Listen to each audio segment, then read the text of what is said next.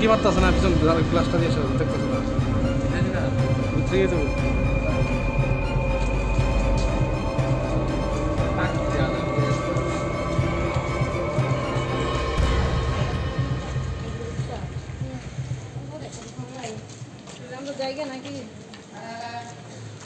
Demand নিয়ে জেলা শাসকের কাছে ডেপুটেশনে মিলিত হতে যাচ্ছে।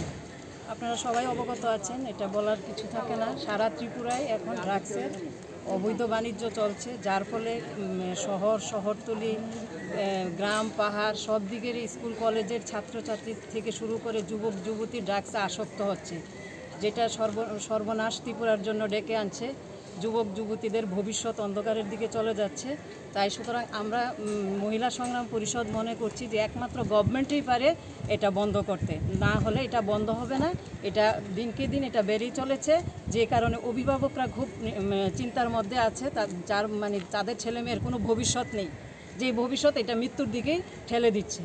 যে একটা ড্রাগস আছে শিরাপথে নেয়, এর ফলে এইডস রোগে আক্রান্ত হচ্ছে ছেলে মেয়েরা। দ্বিতীয়ত আমরা যেটা ডিমান্ড আছে ড্রাগসের বাণিজ্য রুখতে সরকার একটা কঠোর পদক্ষেপ গ্রহণ করুক। 2 নম্বর হচ্ছে আমরা কোভিড থেকেই শুরু হচ্ছে এই সংকট শ্রমজীবী মানুষদের মধ্যে, কোভিড থেকে এবং মাঝখানে বন্যা পরিস্থিতিও গেছে, যারা বাধ্য হয়েছে তাদের কোনো ইনকাম ছিল না, তখন কাজকর্ম বন্ধ ছিল, তখন তারা বাধ্য হয়ে বিভিন্ন কর্পোরেশন মাইক্রো ফিন্যান্স থেকে তারা ঋণ নিয়েছে। আমাদের ডিমান্ড হলো এই ঋণগুলি গভর্নমেন্ট মুকুব করুক। ঋণ মুকুবও করছে গভর্নমেন্ট, আমরা দেখেছি আদানি আম্বানির মতো শিল্পপতিদের ঋণ মুকুব করছে কোটি কোটি টাকা, কিন্তু দেখা গেছে সাধারণ মানুষের, আমার যেটা নজরে আছে, 1 টাকা 40 পয়সাও ঋণ মুকুব করে না। যাদের কোটি কোটি টাকা ঋণ মুকুব করতে পারছে, তো শ্রমজীবী মানুষদের ঋণ মুকুব করা সহজ, এটাও গভর্নমেন্টই পারে তাদেরকে ঋণগুলি মুকুব করে দেওয়া। তারপরে SC ST OBC minority corporation থেকে শিক্ষার জন্য যে শিক্ষার যে লোনটা নেওয়া হচ্ছে, এখন দেখা গেছে কেউ শিক্ষার জন্য ঋণ নিচ্ছে, কিন্তু বাস্তবে দেখা যাচ্ছে তারা শিক্ষার যে শেষে একটা চাকরি পাবে, তারপরে তো লোনটা দেবে, কিন্তু দেখা গেছে চাকরিটা অনিশ্চয়তার মুখে পড়ে গেছে, লোনটা দিতে পারে না।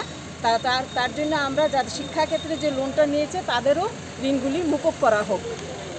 তারপরে হলো আয়করের আওতার বাইরে দেখা গেছে বিদ্যুৎ বিল ত্রিপুরাতে এত আসছে যে শ্রমজীবীদের পক্ষে দেওয়া, সাধারণ শ্রমজীবীদের পক্ষে এটা দেওয়া সম্ভব হচ্ছে না।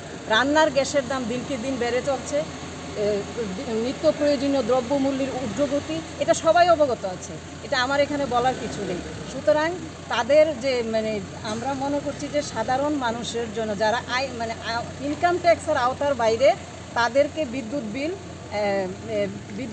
বিনামূল্যে বিদ্যুৎ এবং রান্নার গ্যাস সরবরাহ করা হোক, সবার জন্য বিনামূল্যে চিকিৎসা গ্রহণ করা হোক। এখন দেখা গেছে প্রাইভেট চিকিৎসা করতে গিয়ে গরিবরা হিমশিম খাচ্ছে, এমনকি সরকারি যে মেডিকেল কলেজ আছে এখানেও সরকারি চিকিৎসা পাওয়া যাচ্ছে না। সুতরাং আমাদের ডিমান্ড হলো বিনামূল্যে চিকিৎসা পরিষেবা চালু করা হোক, প্রাথমিক স্তর থেকে বিশ্ববিদ্যালয় পর্যন্ত শিক্ষা অবৈতনিক করা হোক এবং সমস্ত স্তরের বেসরকারিকরণ বন্ধ করা হোক। এই 8টা ডিমান্ড নিয়ে আমরা DM সাহেবের মাধ্যমে সরকারের কাছে আবেদন রাখছি, আমাদের এই নিত্য প্রয়োজনীয় দাবিগুলি যাতে আমাদের পূরণ করা হয়, তাহলে একটা সুন্দর ত্রিপুরা গড়ে উঠবে। আমি ত্রিপুরা মহিলা সংগ্রাম পরিষদের রাজ্য কমিটির সম্পাদিকা। নাম রিজিয়া খাতুন।